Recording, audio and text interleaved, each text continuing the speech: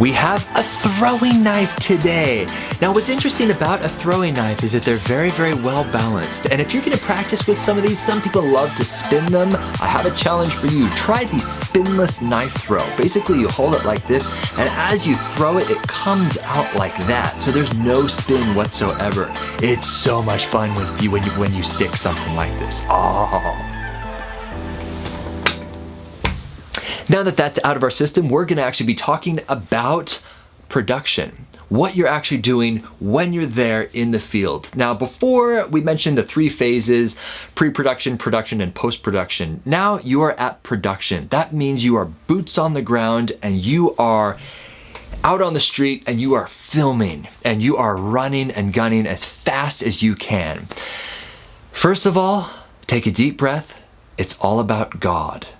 Okay, now this may seem a little preachy and everything like that, but it really, really is. Follow Christ's example. He always put people first. So don't get necessarily swept up in what the project is, although, as mentioned in the previous lecture, you need to know the purpose and the goal of the project so that once it's front-loaded, it's much, much easier to adapt if things go wrong. Let's say you're in Nepal and a little dog finds your camera and he pulls it off of a cliff.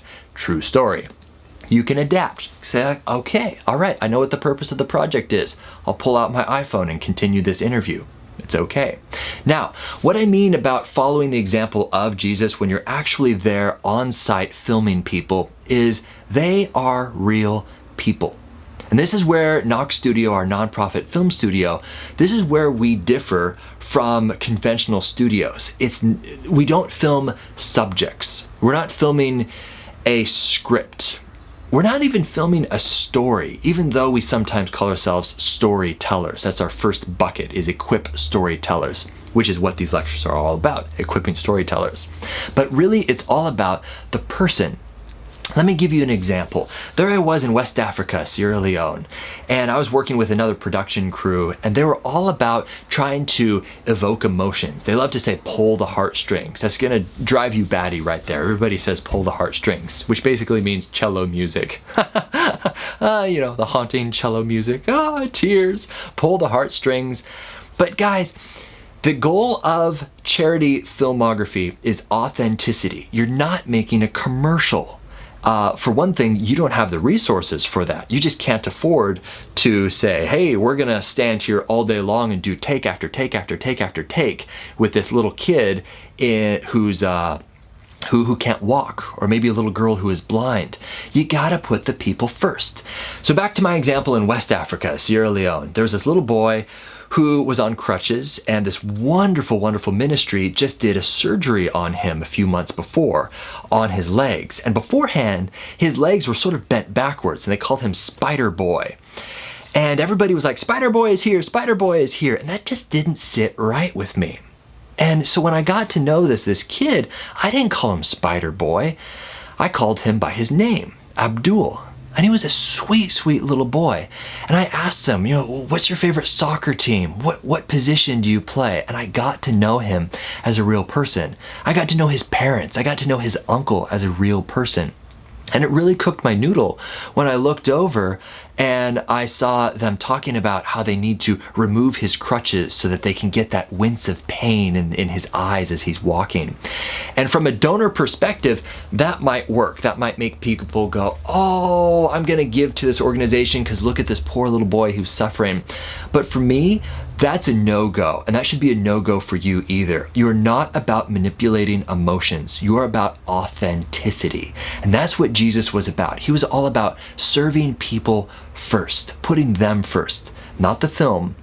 There have been times where I have been filming and someone starts crying, and usually, you know, as a charity filmographer, you're like, yes, I got the tears, awesome, the waterworks are coming because this is raw, this is real. But there have been times where I have just stopped the camera completely and I've just hugged them, or I've said, can I pray for you right now? That's what I do almost after every interview is, can I pray for you? Whether they're Christian, Muslim, Hindu, Mormon, doesn't matter. I say, can I pray for you? Because I really do genuinely care for them. And here's where I'm going with this. It pays off when you genuinely care for someone else. Again, I'm not doing this to manipulate it. I truly do authentically care for people, and so should you. But you will notice in your footage, when you're all done and all is said and done, you look at the footage, the most authentic clips that you get is when you're just conversing with them, when you're talking with them, when you're asking them, you know, do you have any animals at home? That's one of my favorite questions. Do you have any pets? You'll always be surprised. There's one little boy in Sierra Leone. He grew up on the streets of Freetown. He said, yeah, I have a pet monkey. Like, you have a pet monkey? That's awesome. You wouldn't get that. And suddenly, because you're bonding with them, they drop their guard and they're no longer up like this because there's a stranger looking at them, talking with them, asking them weird questions. There's a camera and there's other people around, which, by the way, if you can help it, just have one person there. Don't have a bunch of people behind the camera. You may have the director of the ministry who wants to sit in on it and see how things are going. Just have him step out of the room. They need to trust your storytelling abilities. So once they're out of the room and you're talking with people, keep it conversational, and ultimately your footage will be so much more organic and authentic, as opposed to a script. Like, okay, say our tagline to our organization. Capture impact, broadcast love. It's so awkward. Don't do that to the people. Don't do that. Put them first. So that's my biggest thing that I would love to impart to you during the actual production time, is put the people first. And from there, lives are changed. And that's when it just doesn't become a filmography or videographer gig. That's when it becomes a true ministry. And ultimately, that's when you get the best possible footage, is when you put the people first. So that's it from Knok Studio. We're going to be talking about some other fun things when it comes to pre-production in just the next lecture here. If you want to support our work, hop over on Patreon. We've got a bunch of fun little resources and everything.